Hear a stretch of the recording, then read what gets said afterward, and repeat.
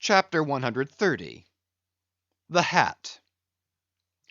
And now that at the proper time and place, after so long and wide a preliminary cruise, Ahab, all other whaling waters swept, seemed to have chased his foe into an ocean fold to slay him the more securely there; now that he found himself hard by the very latitude and longitude where his tormenting wound had been inflicted; now that a vessel had been spoken, which, on the very day preceding, had actually encountered Moby Dick; and now that all his successive meetings with various ships contrastingly concurred to show the demoniac indifference with which the white whale tore his hunters, whether sinning or sinned against; now it was that there lurked a something in the old man's eyes which it was hardly sufferable for feeble souls to see. As the unsetting polar star, which through the livelong, Arctic, 6 months' night sustains its piercing, steady, central gaze, so Ahab's purpose now fixedly gleamed down upon the constant midnight of the gloomy crew. It domineered above them so, that all their bodings, doubts, misgivings, fears, were fain to hide beneath their souls, and not sprout forth a single spear or leaf. In this foreshadowing interval, too, all humor, forced or natural, vanished. Stubb no more strove to raise a smile; Starbuck no more strove to check one. Alike joy and sorrow, hope and fear, seemed ground to finest dust, and powdered for the time in the clamped mortar of Ahab's iron soul. Like machines, they dumbly moved about the deck, ever conscious that the old man's despot eye was on them. But did you deeply scan him in his more secret confidential hours, when he thought no glance but one was on him; then you would have seen that even as Ahab's eyes so awed the crew's, the inscrutable Parsee's glance awed his; or somehow, at least, in some wild way, at times affected it. Such an added, gliding strangeness began to invest the thin Fedallah now; such ceaseless shuddering shook him, that the men looked dubious at him, half uncertain, as it seemed, whether indeed he were a mortal substance, or else a tremulous shadow cast upon the deck by some unseen being's body. And that shadow was always hovering there; for not by night even had Fedallah ever certainly been known to slumber, or go below. He would stand still for hours, but never sat or leaned. His wan but wondrous eyes did plainly say, "We two watchmen never rest." Nor at any time, by night or day, could the mariners now step upon the deck, unless Ahab was before them, either standing in his pivot hole, or exactly pacing the planks between two undeviating limits, the mainmast and the mizzen; or else they saw him standing in the cabin scuttle, his living foot advanced upon the deck as if to step, his hat slouched heavily over his eyes; so that however motionless he stood, however the days and nights were added on, that he had not swung in his hammock, yet hidden beneath that slouching hat, they could never tell unerringly whether, for all this, his eyes were really closed at times, or whether he was still intently scanning them. No matter, though he stood so in the scuttle for a whole hour on the stretch, and the unheeded night damp gathered in beads of dew upon that stone carved coat and hat. The clothes that night had wet, the next day's sunshine dried upon him; and so day after day, and night after night, he went no more beneath the planks; whatever he wanted from the cabin, that thing he sent for. He ate in the same open air; that is, his two only meals, breakfast and dinner. Supper he never touched, nor reaped his beard, which darkly grew all gnarled, as unearthed roots of trees blown over, which still grow idly on at naked base, though perished in the upper verdure.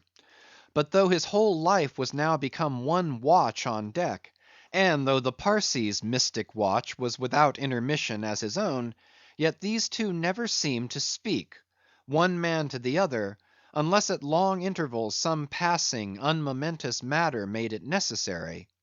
Though such a potent spell seemed secretly to join the twain, Openly, and to the awe-struck crew, they seemed pole-like asunder. If by day they chanced to speak one word, by night dumb men were both, so far as concerned the slightest verbal interchange. At times, for longest hours, without a single hail, they stood far parted in the starlight, Ahab in his scuttle, the Parsee by the mainmast, but still fixedly gazing upon each other, as if in the Parsee Ahab saw his forethrown shadow, in Ahab the Parsee his abandoned substance. And yet, somehow, did Ahab, in his own proper self, as daily, hourly, and every instant commandingly revealed to his subordinates, Ahab seemed an independent lord, the Parsee but his slave. Still again both seemed yoked together, and an unseen tyrant driving them, the lean shade siding the solid rib. For be this Parsee what he may, all rib and keel was solid Ahab. At the first faintest glimmering of the dawn, his iron voice was heard from aft, "Man the mast heads!" and all through the day, till after sunset and after twilight, the same voice every hour, at the striking of the helmsman's bell, was heard, "What d'ye see? Sharp! Sharp!"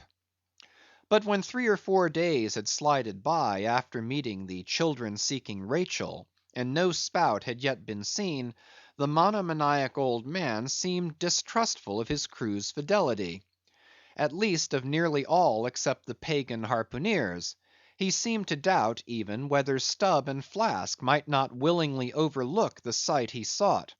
But if these suspicions were really his, he sagaciously refrained from verbally expressing them, however his actions might seem to hint them. "I will have first sight of the whale myself," he said. "Aye, Ahab must have the doubloon." And with his own hands he rigged a nest of basketed bowlines, and sending a hand aloft with a single sheaved block to secure to the main mast head, he received the 2 ends of the downward reeved rope, and attaching one to his basket, prepared a pin for the other end, in order to fasten it at the rail. This done, with that end yet in his hand, and standing beside the pin, he looked round upon his crew, sweeping from one to the other, pausing his glance long upon Daggoo, Queequeg, Tashtego, but shunning Fedallah, and then settling his firm, relying eye upon the chief mate, said, "Take the rope, sir. I give it into thy hands, Starbuck." Then arranging his person in the basket, he gave the word for them to hoist him to his perch, Starbuck being the one who secured the rope at last, and afterwards stood near it. And thus, with one hand clinging round the royal mast, Ahab gazed abroad upon the sea for miles and miles; ahead, astern, this side and that, within the wide expanded circle commanded at so great a height. When, in working with his hands at some lofty, almost isolated place in the rigging, which chances to afford no foothold, the sailor at sea is hoisted up to that spot, and sustained there by the rope; under these circumstances, its fastened end on deck is always given in strict charge to some one man, who has the special watch of it. Because in such a wilderness of running rigging, whose various different relations aloft cannot always be infallibly discerned by what is seen of them at the deck, and when the deck ends of these ropes are being every few minutes cast down from the fastenings, it would be but a natural fatality, if, unprovided with a constant watchman, the hoisted sailor should by some carelessness of the crew be cast adrift, and fall all swooping to the sea. So Ahab's proceedings in this matter were not unusual. The only strange thing about them seemed to be, that Starbuck, almost the one only man who had ever ventured to oppose him with anything in the slightest degree approaching to decision; one of those, too, whose faithfulness on the look-out he had seemed to doubt somewhat; it was strange that this was the very man he should select for his watchman, freely giving his whole life into such an otherwise distrusted person's hands. Now the first time Ahab was perched aloft, ere he had been there 10 minutes, one of those red‐billed savage sea hawks which so often fly incommodiously close round the manned mast heads of whalemen in these latitudes, one of those birds came wheeling and screaming round his head in a maze of untrackably swift circlings. Then it darted 1,000 feet straight up into the air, then spiralized downwards, and went eddying again round his head. But with his gaze fixed upon the dim and distant horizon, Ahab seemed not to mark this wild bird; nor, indeed, would any one else have marked it much, it being no uncommon circumstance.